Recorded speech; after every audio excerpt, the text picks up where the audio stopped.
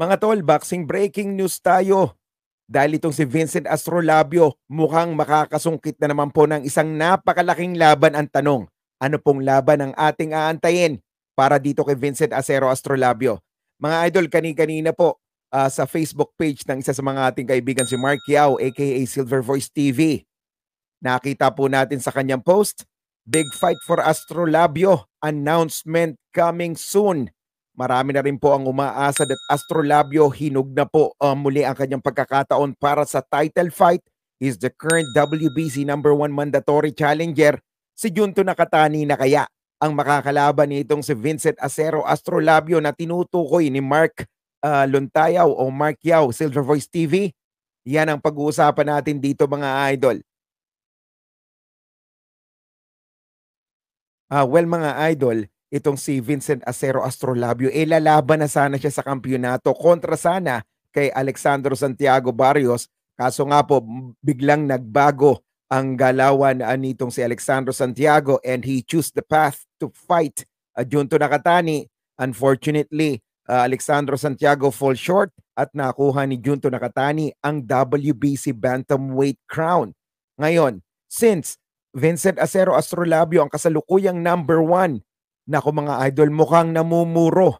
Mukhang namumuro na ito ng si Vincent Astrolabio at Junto Nakatani ang susunod na magsasayaw at magkikita. And this will be the second time na gagana at papalo na naman sa World Championship fight itong si Vincent Acero Astrolabio. Kung matatandaan natin mga idol, Vincent Astrolabio, nakakalaban niya si Jason Moloney. That was a close fight and at some point, I believe, parang lamang para sa akin doon si Vincent Acero Astrolabio. Although nakuha po at napagtagumpayan, depensa ni Jason Moloney yung kanyang title, tanggapin na po natin ang katotohanan. But ang importante, Vincent Astrolabio, a champion in the making, yan ang kaating aantayin sa susunod mga idol.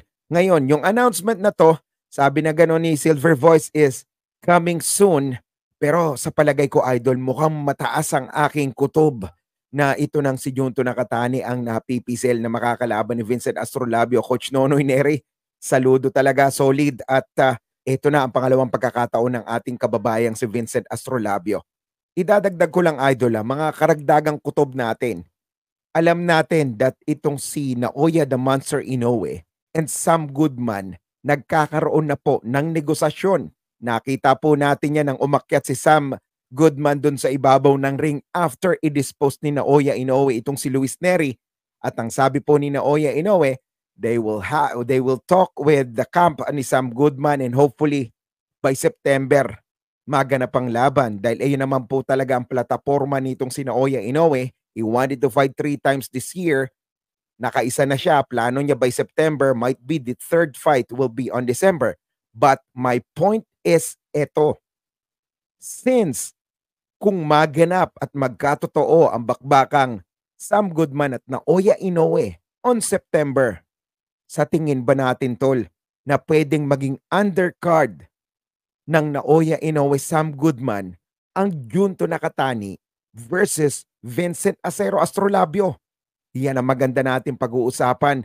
Definitely, Vincent Astrolabio, medyo overdue na ang kanyang pagiging mandatory challenger.